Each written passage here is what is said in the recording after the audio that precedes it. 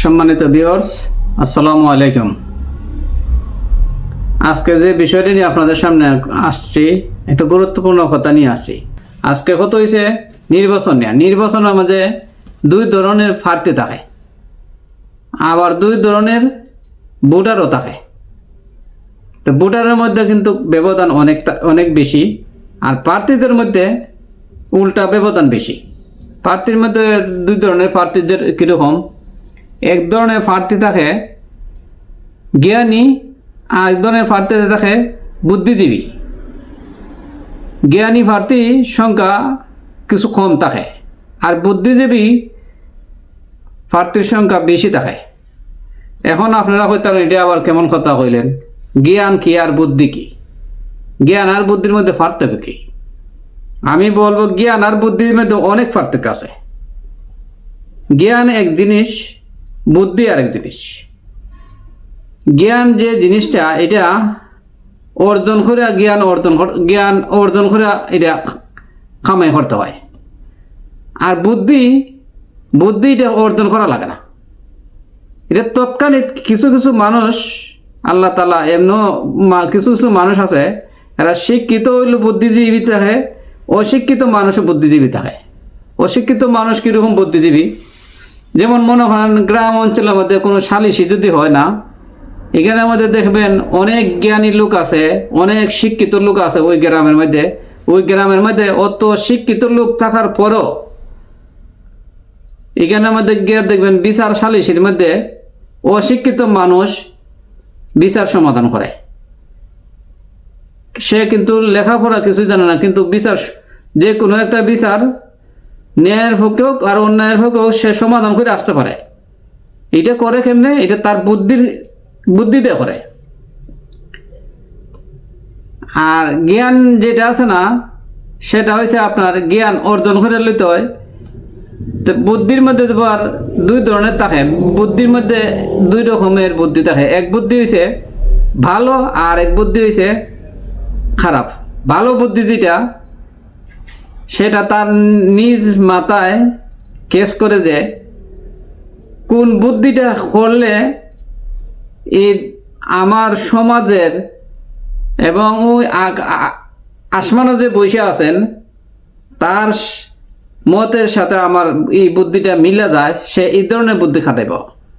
আর বুদ্ধি হয়েছে ওই আকাশে যে বসে আছেন তার সাথে মিলক বা নাই মিলক, সে শয়তানের একটা বুদ্ধি আছে না, সে তৎকালীন সময় শয়তানি বুদ্ধি তার মাথার মধ্যে কেস করবে। কেস করার পরে সে বিচারটারে ন্যায়কারী লোকটারে অন্যায়কারী লোকটারে ন্যায় বানাইয়া বিচারটারে এমন সুন্দর করে ফিনিশিং দিব, দেখবেন যে বিচার ফিনিশ। কিন্তু এখানে আমাদের একমাত্র যিনি বিচার প্রার্থী তাদের মধ্যে তারা দুজন বলতে পারবো যে আমার বিচারটা কি সঠিক হয়েছে না বেঠিক হয়েছে। কিন্তু যে বিচারটা কইরা গেছে, সে একটা বুদ্ধিজীবী লোকে করছে, সে শয়তানের বুদ্ধি নিয়ে সে বিচারটা করছে। নির্বাচনের মধ্যে কিন্তু দুই ধরনের প্রার্থী থাকে। আমি বলছি, এক ধরনের প্রার্থী আছে, তারা তাদের সততা ও মানুষের মন জয় করার মতন তার কার্যকলাপ জনগণের কাছে পৌঁছাই দেওয়া, এবং সেইভাবে গিয়ে জনগণের কাছে সে জনপ্রিয়তা অর্জন করে। এইরকম একজন, এটার বলে জ্ঞানী প্রার্থী। আর এক ধরনের প্রার্থী আছে, তারা তার প্রতিদ্বন্দ্বী প্রার্থীকে জনগণের কাছে এমনভাবে উত্থাপন করব, আর তাকে চোখ উল্টায় কথা বলবো জনগণকে, সে এইরকম খারাপ, সে অত খারাপ, এমনভাবে প্রকাশ করব। কিছু কিছু জ্ঞানভাবী ভোটার আছে, তারা কয় আহারে যে তার প্রতিদ্বন্দ্বী যে প্রার্থীগুলা, এগুলা আসলে খুবই খারাপ। কিন্তু এটা মাথা আনতে পারে না, সে ওই প্রার্থী যদি এত খারাপ হইতো, সে জনপ্রতিনিধি হওয়ার জন্য সে প্রার্থী হইল কিভাবে? আমরা সেও আমাদের কাছে আসুক, তার কাছে আমরা কিছু বুঝবো না। সে ওই যে জ্ঞানভাবী লোকটা বুঝাই গেছে যে ওই লোকটা এত খারাপ, তাকে নিয়ে চোখ বুলকে জনগণের কাছে যে ভাষণ দিছে না, জনগণের কিছু জনগণ তার এই ভাষণেই সন্তুষ্ট হইয়া ওই প্রার্থীর কাছে যাবেও না, ওই প্রার্থী আসলে তাদের কাছে সামনে পড়বে না। আর কিছু না, বেশিরভাগ ভোটার আছে তারা সবার কাছে যাবে, সবার মতাদর্শ শুনবে এবং তার নিজের বিভাগে পরীক্ষা করবে এই লোকটার কথা ও কাজের সাথে কতটুকু মিল আছে। সে বুঝে শুনে তার নিজের যে একটা আমানত ভোট আছে সেই ভোটটা সে দেবে। এর ভিতরে যদি কোনো প্রার্থী আসে যদি জোরপূর্বক বা কৌশলগতভাবে তাকে টাকা পয়সাও দেয় ভোট কেনার জন্য, সে বাধ্যতামূলক হয়েও যদি টাকা নেয়, তারপরও কিন্তু তার ভোটটা আন্দার করে গিয়া ন্যায়ের প্রতি যিনি তাকে ভোটটা দেবে। এই যে প্রার্থীগুলা, একজন প্রার্থী জনগণকে প্রতিদ্বন্দ্বী প্রার্থীকে খালি দোষ আর বদনাম গিবত কইয়া বেড়াইব একজন প্রার্থী। আর একজন প্রার্থী আছে প্রতিদ্বন্দ্বী প্রার্থীর দোষ আর গিবত এগুলো কিছু বলবে না। সেই প্রার্থী যাবে শুধু জনগণের কাছে যে আমার চরিত্র, আমার লক্ষ্য উদ্দেশ্য কি, এইটা জনগণের কাছে পৌঁছাই দেওয়া। আমার প্রতিদ্বন্দ্বী প্রার্থী ভালো না খারাপ সেই বিষয় নিয়ে কোনো কথা বলবে না একজন প্রার্থী। আর দ্বিতীয় আরেকজন প্রার্থী যে আছে না, সে খালি তার প্রতিদ্বন্দ্বী প্রার্থীকে ঘায়েল করার জন্য জনগণের কাছে অপপ্রচার করবে। কিন্তু বাংলাদেশের মানুষ অনেক বছর দ্বারা এইরকম প্রার্থী দেখতে আমার জনগণের প্রার্থীরাও বুঝে ফেলছে যে কোন প্রার্থী কীরকম, মানুষের এখন বুঝে ফেলে। এখন বাংলাদেশের মধ্যে যদি কেউ বিজয় অর্জন করতে হয়, তাহলে ভোট যদি কারচুপি করতে পারে, ভোট যদি হস্তক্ষেপ করতে পারে, তাইলে কিন্তু এখন ওই বুদ্ধিজীবী প্রার্থী ফাঁসিব।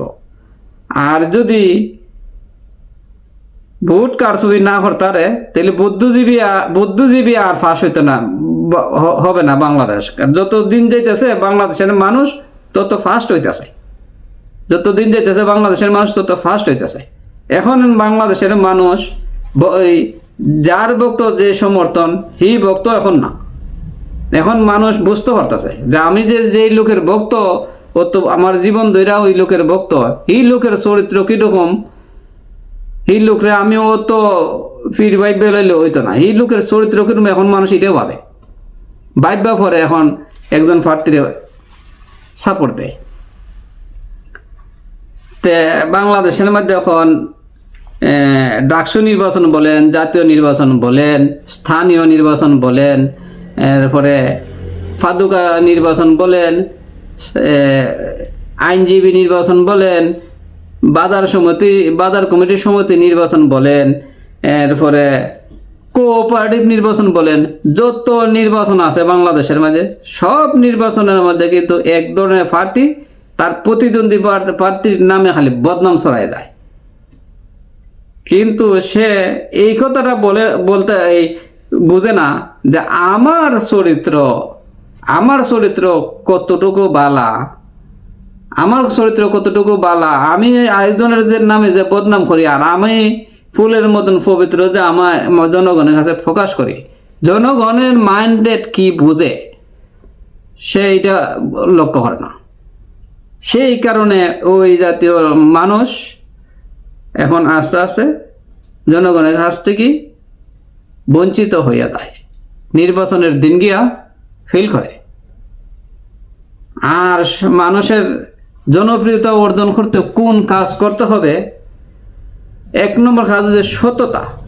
সে জনগণের কোনো কাজ করতে পারুক আর না পারুক, মানুষ যেন বুঝতে পারে যে লোকটা সৎ, সে জনগণের কাজ না করতে পারলেও সে চেষ্টা করে গেছে, চেষ্টা করে গেছে, কিন্তু লোকটা সৎ। আর একটা লোক আছে জনগণের জন্য করছে, কিছু করছে, কিন্তু এতটুকু বলে জনগণের জন্য খাস কিছু করছে আর বলে এতটুকু। যেমন পদ্মা সেতু কইরা সকলে এমপিরা পদ্মা সেতু নিয়ে বাংলাদেশে ডুল ফিটাইছে, কিন্তু পদ্মা সেতু হয়েছে বরিশাল, এই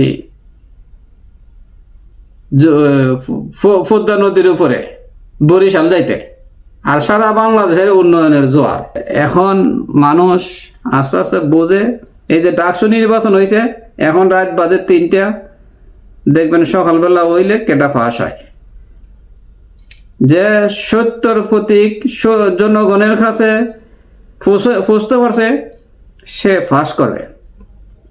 আর যে মনে করেন খালি ওই আরেকজনের খালি গিবত করছে, প্রোপাগান্ডা করছে, গিবত করছে, প্রোপাগান্ডা করছে, কেমনে ঠেকানি যায়, সে অমুক, সে হমুক, এইরকম যারা করছে এরা এই ডাকসু নির্বাচনে ফেল করবে।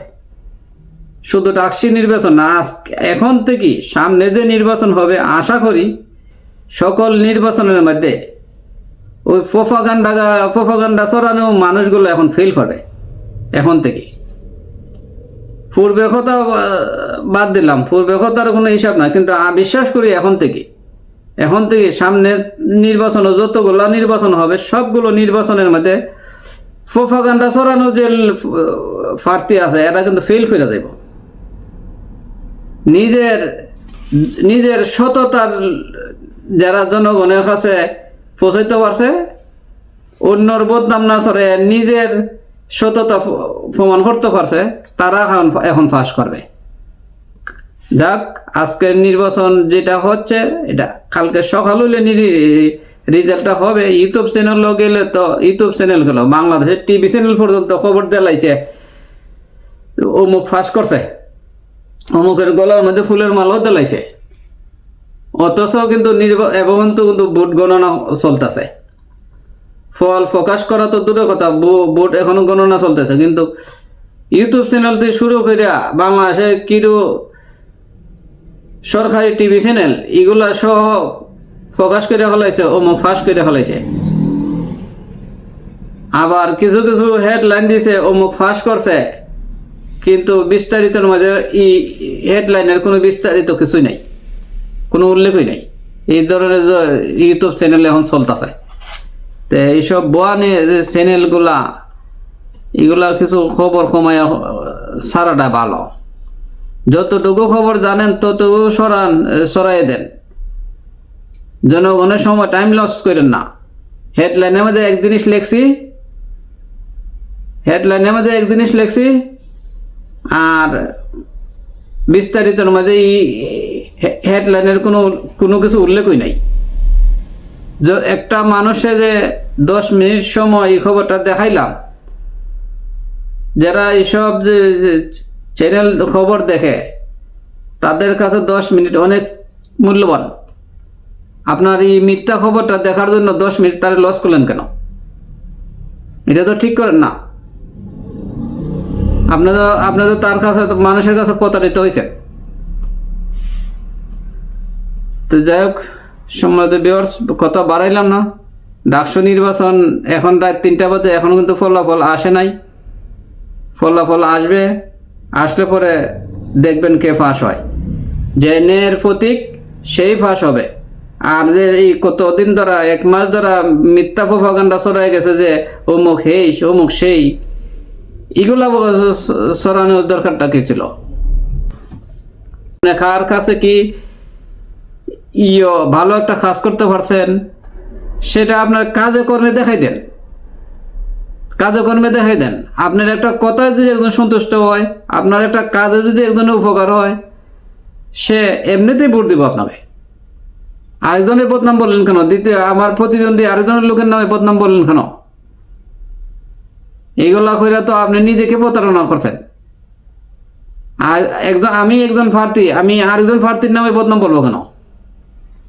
আমি আরেকজন প্রার্থীর কাছে বদনাম বলবো? আমি যে যোগ্য একজন প্রার্থী এটা প্রমাণ করতে হবে। প্রমাণ করে গিয়া আমার ভোটটা তাদের কাছে আনতে হবে। ভোট এমন একটা আমানত জিনিস, এটা আমি যদি আমার প্রতিদ্বন্দ্বী প্রার্থীকে চোখ উল্টাইয়া ইঙ্গিতের তার বিরুদ্ধে চোখ উল্টাইয়া জনগণের সামনে কথা বলি, জনগণ আমার এই কথার সাথে ঠিক হয়ে স্লোগান দিবে, কিন্তু তার মনের মধ্যে যে কি তো জানা আছে সে যে কোনানুকে শিলটা মারব। তো এইসব থেকে সচেতন থাকেন। রাখি। আসসালামু আলাইকুম।